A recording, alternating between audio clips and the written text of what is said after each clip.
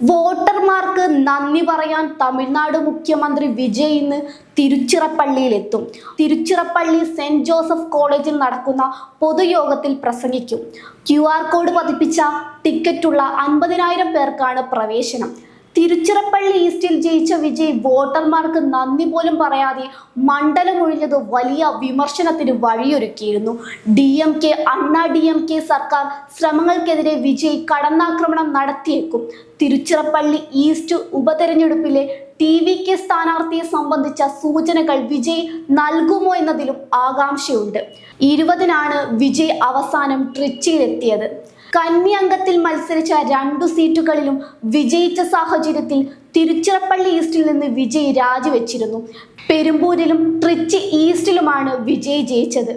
ട്രിച്ചി സീറ്റിൽ നടി തൃഷ കൃഷ്ണ മത്സരിച്ചേക്കുമെന്ന് അഭ്യൂഹങ്ങൾ ഉയർന്നിരുന്നു. എന്നാൽ ഔദ്യോഗികമായ സ്ഥിരീകരണങ്ങളൊന്നും നിലവിലില്ല. വിജയുമായി ചേർത്ത് തൃഷയുടെ പേര് രാഷ്ട്രീയ ചർച്ചകളിൽ സജീവമായി ഉയർന്നു വരുന്നെങ്കിലും ഇക്കാര്യത്തിൽ ഔദ്യോഗിക സ്ഥിരീകരണം ഒന്നുമില്ല. ട്രിച്ചിയിലും പെരുമ്പൂരിലും വിജയ് സ്ഥാനാർത്ഥിയായത് തന്നെ കൃത്യമായ രാഷ്ട്രീയ കണക്കുകൂട്ടലിലാണ്. ജയിക്കാൻ വലിയ ശ്രമം നടത്തേണ്ടി വരുമെന്ന് ഉറപ്പിച്ച 2 സീറ്റുകളിലായിരുന്നു ഇത്. തിരുച്ചിറപ്പള്ളി ജില്ലയിലാണ് ട്രിച്ചി ഈസ്റ്റ് നിയമസഭാ മണ്ഡലം. നഗരപ്രദേശങ്ങൾ കൂടുതലുള്ള ന്യൂനപക്ഷ ജനസംഖ്യ നിർണായകമായ മണ്ഡലം.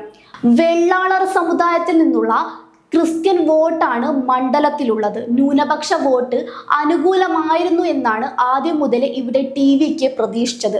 ആ വിശ്വാസം രക്ഷിച്ചു എന്ന് മാത്രമല്ല, 2700-ലേറെ വോട്ടിന്റെ ഭൂരിപക്ഷത്തിൽ വിജയ് വിജയിച്ചു. ഈ സീറ്റിലാകും തൃഷ കൃഷ്ണ മത്സരിക്കുകയെന്നാണ് അഭ്യൂഹം.